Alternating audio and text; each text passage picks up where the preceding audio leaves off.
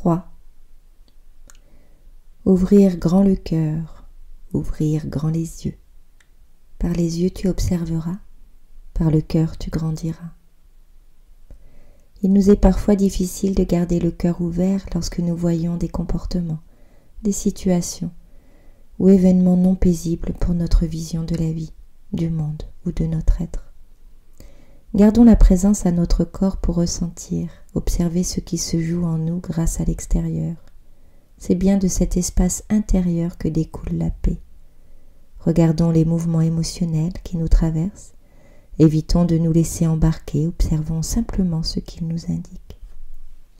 Que ressentons-nous? Tristesse, colère, joie, amour, répugnance, rejet.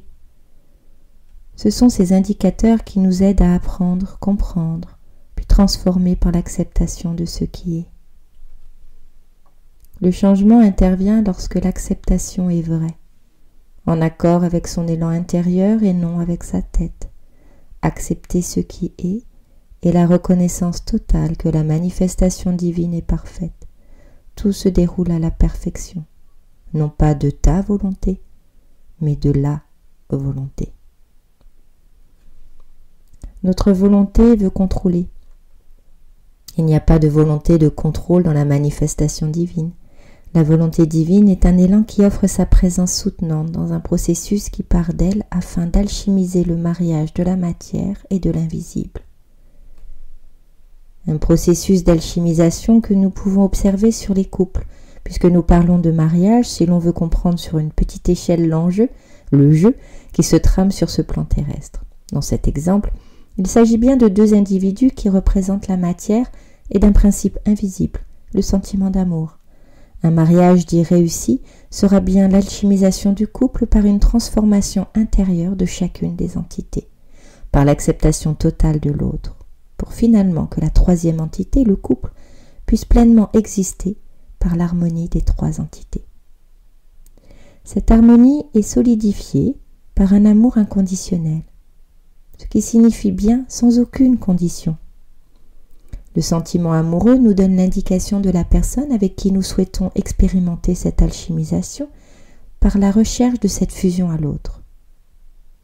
Dans l'alchimisation de l'or, il y a bien la fusion, disons de deux métaux, deux entités, pour en former une troisième qui est l'or, un métal solide, rayonnant, chaleureux, qui apporte de la joie dans la représentation qu'il joue.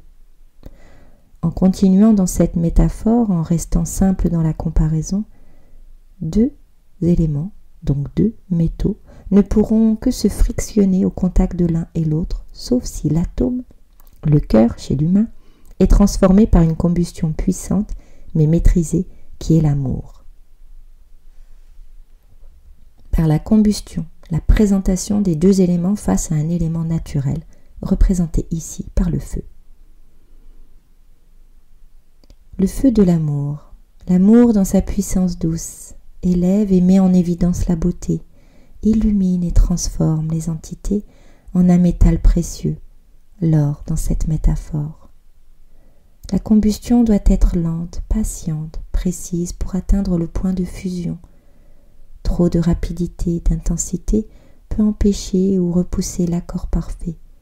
Il s'agit donc encore d'acceptation de ce qui est le mieux, le plus juste, le point d'équilibre parfait qui utilise les polarités, les différences pour un résultat optimal et non les dualités qui empêchent toute fusion. En étendant ce principe d'alchimisation de la matière et de l'invisible à la vie sur cette planète, de nombreuses compréhensions en découlent. Et même si l'amour ne se réfléchit pas, notre mental humain a besoin de compréhension pour se mettre au service du cœur.